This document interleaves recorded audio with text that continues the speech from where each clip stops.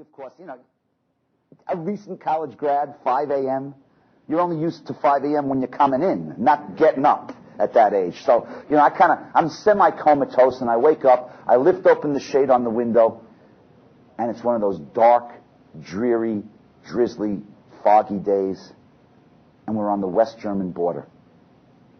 And as I look out through the fog and the mist, the only thing I could see is this group of West German border guards.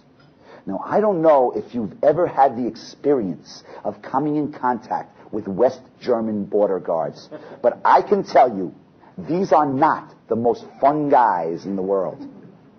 They never smile.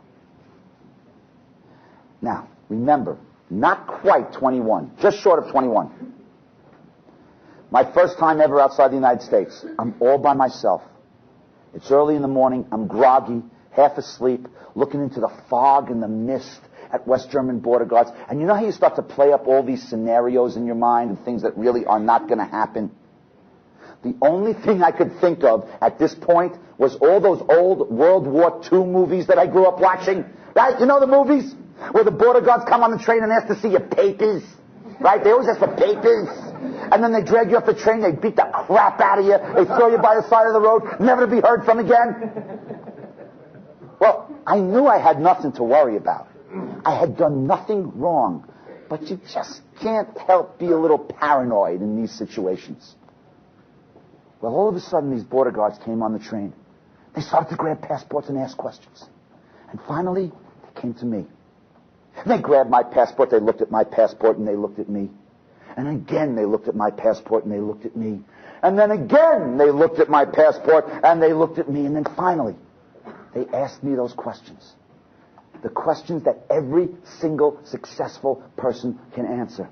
The questions whose true meaning did not sink in until almost 11 years later, but when it did, it changed the entire direction of my life. And those questions they asked of me then, well, those are the same ones I'm going to ask you here today. Because those border guards, they looked at me and they said, where have you been?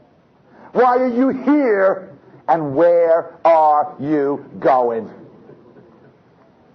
Because you see, folks, unless you can answer those questions, unless you have a clear idea of where it is you want to end up and how you're going to get there, well, then there's no way you can develop that sense of commitment or that burning desire to do whatever it takes to be the best. Because you see, the key to success and the key to achievement is to have a sense of purpose and a goal. You see, it is that sense of purpose, that goal, that gives us a reason to be committed to our own success.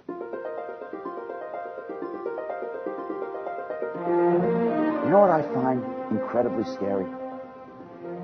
The fact that only 5% of all the people out there actually have goals. You know what's even scarier? Only 1% ever write them down. You know the single biggest reason that people do not get what they want out of life? Single biggest reason they don't get what they want out of life is because they never bother to figure out what it is. If you don't know what you want, how are you going to get it? And if you don't know how you get it, how are you going to get it? And if you don't know what you want, how do you know you didn't already have it? But because you couldn't recognize what it was, you just kind of let it pass you by. Now you laugh. But how many people do we know that have passed up all the greatest opportunities in their lives because at the moment that it was an opportunity, they didn't recognize the opportunity because they didn't know what they were looking for, and they just let it pass them by, and when it was too late, they recognized that that was what they wanted out of their lives, and it was gone.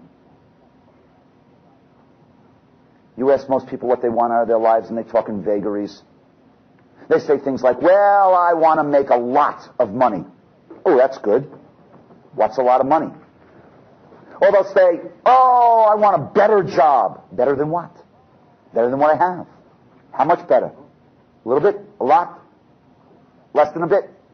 I want a bigger house. I want a nicer car. I want more. I want a lot. What does that mean? What's a lot of money?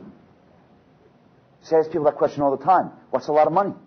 And they always give me these vague answers. And they always pick money out of the air. See, it's not a matter of what it is.